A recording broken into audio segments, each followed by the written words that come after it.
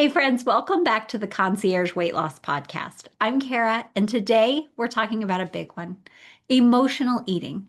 If you've ever found yourself reaching for food when you're stressed, bored, tired, or even celebrating, you're not alone. Emotional eating is one of the most common things my clients struggle with. But here's what I want you to know right from the start. Emotional eating doesn't mean that you're broken or that you're weak. It means that you're human. And today I'm going to show you how to handle emotional eating without guilt and what to do instead so you can finally feel more in control. First, let's just normalize this. Food has always been emotional. Think about it. Birthdays, weddings, family dinners, holidays. We use food to celebrate, to comfort, to connect, and that's not going away. The problem isn't that emotions and food should never ever connect. The problem is when food becomes your only tool for handling emotions. So, for example, you're stressed after work, so you grab a snack without even noticing. Or you're lonely, so you pour a glass of wine and grab a bag of chips. Or maybe you're just bored and you wander into the kitchen, even though you're not hungry and you just finished eating already. You're just bored looking for something. That's not about hunger. That's about emotion. And here's the truth. You're not overeating because you don't know what foods are healthy. You're overeating because you haven't learned other ways to handle what you're feeling. Once you understand that, you can take the guilt out of it. It's not about willpower. It's about learning a new tool. So let's talk about guilt for a second. When you eat because of emotions, your brain, it piles on with judgment. Why did I do that? Oh, I blew it again. I'll never figure this out. That guilt spiral actually makes things worse because it usually leads to, you guessed it, more eating. When you feel guilty, you feel defeated.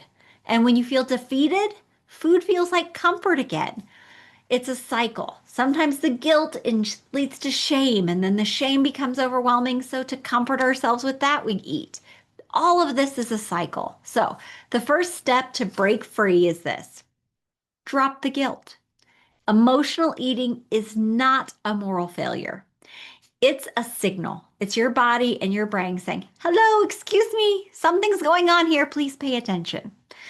When you stop beating yourself up, you create space to just ask better questions. Okay, so how do we actually handle emotional eating? Here are 3 tools I give my clients. Number 1, pause before you eat. Just stop for a moment. Ask yourself, am I physically hungry? When was the last time I ate, or what did I have? Am I actually physically hungry? Or am I feeling something else? You don't have to get it right every time, but just pausing builds awareness. So, number 2, name that emotion. If it's not physical hunger, put words to it. I am stressed. I am bored. I am lonely.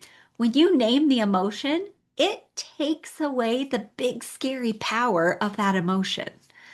And then number 3, offer yourself another option. Ask, if it's not food I need, I'm not physically hungry, what else could help me? Like, what else could I do to help me out right now?